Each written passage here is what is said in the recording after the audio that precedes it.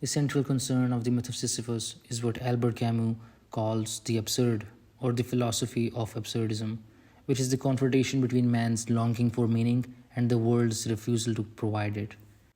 Albert Camus claims that there is a fundamental conflict between what we want from the universe, whether it be meaning, order, or reasons, and what we find in the universe, formless chaos, or whatever. We will never find in life itself the meaning that we want to find. Either we will discover that meaning through a leap of faith by placing our hopes in a God beyond this world, or we will conclude that life is meaningless. Camus opens the essay by asking if this latter conclusion that life is meaningless necessarily leads one to commit suicide. If life has no meaning, does that mean life is not worth living? If that were the case, we would have no option but to make a leap of faith or to commit suicide, says Camus. Camus is interested in pursuing a third possibility, that we can accept and live in a world devoid of meaning or purpose.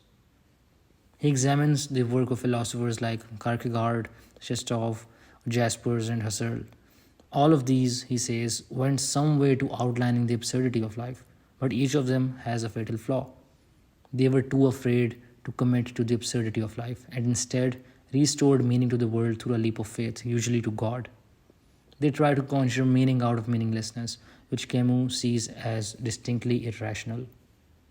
Living with the absurd, Camus suggests, is a matter of facing this fundamental contradiction and maintaining constant awareness of it. Facing the absurd does not entail suicide, but, on the contrary, allows us to live life to its fullest. Camus identifies three characteristics of the absurd life: revolt, which is we must resist any temptation for answers or explanations in life; freedom, we are absolutely free to think and behave as we choose; and passion, we must pursue a life of rich and diverse experiences. For Camus, it is not about finding a solution to the absurd, but living a life that maintains full awareness of life's meaninglessness. Camus gives four examples of the absurd life: the seducer, the actor, the conqueror, and the artist. First comes the seducer. Camus looks first at Don Juan, a notorious seducer. He praises Don Juan for living a life of quantity rather than quality, since no experience is inherently more valuable than any other. The absurd man should strive to experience as much as he can. In Don Juan's case, this means sex with as many different women as possible. Then comes the actor, who lives in the present and tries out many different lives. Then comes the conqueror, whose political and violent struggles add urgency and vividness to life. And lastly, come the artists, who expend great energy on their creation, though their creation is ultimately meaningless. The creator can only experience and describe, not explain and solve.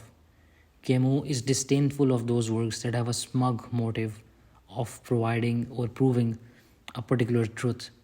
Within this framework, Camus examines the writings of the Russian novelist Dostoevsky. In particular, he looks at a character from The Possessed, which is Kirillov, who commits a kind of logical suicide. In order for life to have meaning, Kirillov thinks God must exist. But Kirillov intuitively feels that there is no God and decides to take control by killing himself. His last words are, "All is well," which for Camus are precisely the words that living with the absurd require. Though Camus praises Dostoevsky for showing the absurd in action, which is a special capability of novels as opposed to philosophy, he criticizes Dostoevsky for turning back to God later in his personal life.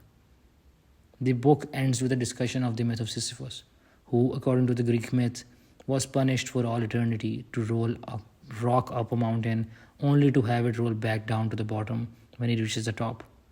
Sisyphus, says Camus, is the ultimate absurd hero because he is fully aware of the futility of his actions. The moment when Sisyphus walks back to the foot of the mountain is the one that most interests Camus, representing Sisyphus's hour of consciousness and total understanding of his fate. His punishment is representative of the human condition. Sisyphus must struggle perpetually and without hope of success.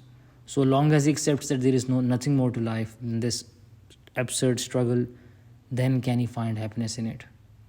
One must imagine Sisyphus happy.